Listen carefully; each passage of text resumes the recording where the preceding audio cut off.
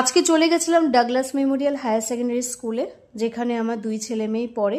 সেখানে আজকে একটা সেরেমনি ছিল। সেই সেরেমনিটার নাম হচ্ছে ইনভেস্টিচার সেরেমনি 2026 to 2027। এখানে কিছু বাচ্চাকে সিলেক্ট করা হয়েছে জুনিয়র সেকশন থেকে এবং সিনিয়র সেকশন থেকে, যারা কিনা এই স্কুলের আগামী দিনে যত ডিসিপ্লিন আছে বা যত কাজ আছে সমস্ত দায়িত্ব তারা পালন করবে। সবার ফার্স্টে শুরু হয়েছিল গান দিয়ে। সে গানটা এখানে দেখানোই হয়েছিল, কিন্তু আমি ভিডিওতে আওয়াজ শোনাতে পারবো না, তাই জন্য আমাকে ওটা অফ করে দিতে হয়েছিল।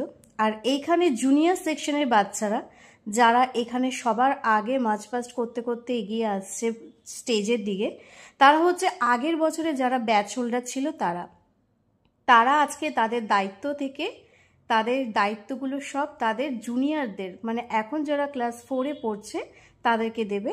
তারা এখন নতুন হবে জুনিয়র সেকশনের নতুন ব্যাচ হোল্ডার। তো এই যে এখানে চলে এসছে ছোট ছোট নতুন জুনিয়র সেকশনের ব্যাচ হোল্ডাররা, আর তারা মার্চ পাস্ট করতে করতে এগিয়ে যাচ্ছে স্টেজের দিকে।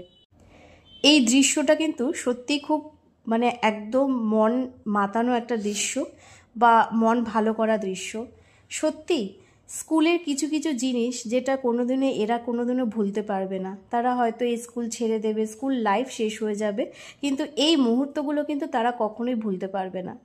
এখানে কিছু বাচ্চাদেরকে অলরেডি এখানে ব্যাচ দেওয়া হয়ে গেছিলো।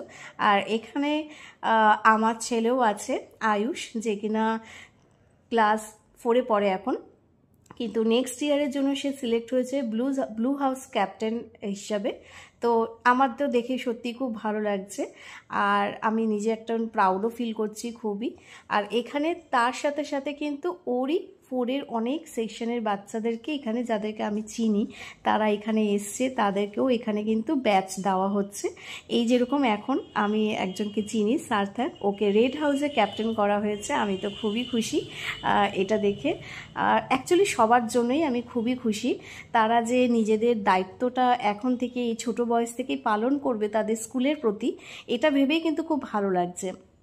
এখানে আরেকজনকে আমি চিনি, যে হচ্ছে আরিফ।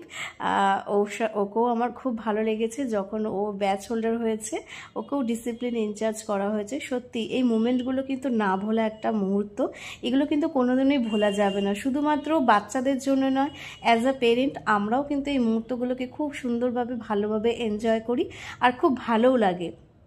আর কিছু না কিছু একটা ভালো দিক আছে সব কিছুরই, যেরকম হয় খারাপ দিকও থাকে সেরকম, কিন্তু এইখানে আমার তো মনে হয় না কোনো কিছু খারাপ আছে। এখানে